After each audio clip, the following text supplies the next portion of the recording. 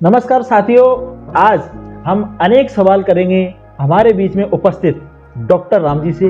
नमस्ते, जय श्री कृष्ण। ग्रह नक्षत्र बहुत दूर आसमान में है, साइंस तो यही कहती है। उनका इफेक्ट हम पर इतनी दूरी से कैसे पड़ता है? आपने अच्छा सवाल किया। अक्सर ये सवाल आता ही रहता है। बहुत सारे लोग पूछते हैं कि सूर्य इतनी दूर, चंद्रमा इतनी दूर, बुध इतनी दूर, वो हमारे इस शरीर पर क्या इफेक्ट डालेंगे? लेकिन मैं आपको कुछ उदाहरण देकर समझाऊं। सूर्य कितनी दूर है, उसका प्रकाश हम तक पहुंचता है या नहीं?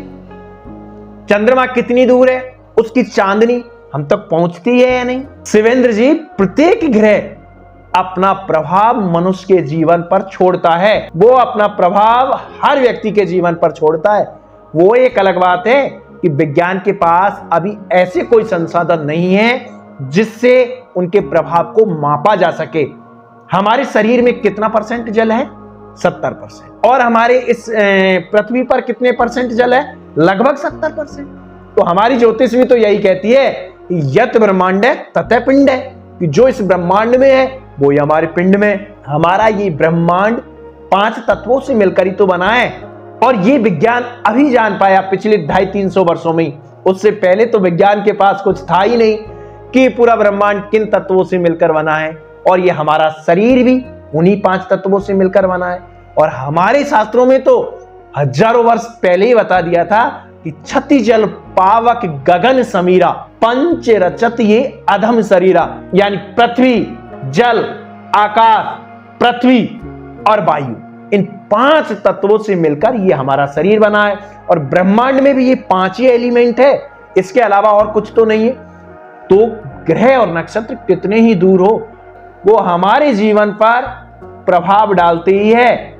आप समझिए कि चंद्रमा इतनी दूर होते हुए भी समुद्र को प्रभावित कर सकता है। बिल्कुल। ज्वार और भाटा समुद्र के कारण आ सकता है। तो हमारे इस भौतिक शरीर में तो 70% जल है, हमारे इस शरीर को प्रभावित कैसे नहीं करेगा? और हमारे मस्तिष्क में तो लगभग 90% जल है, फिर मस्तिष्क को चंद्रमा कैसे प्रभावित नहीं करेगा?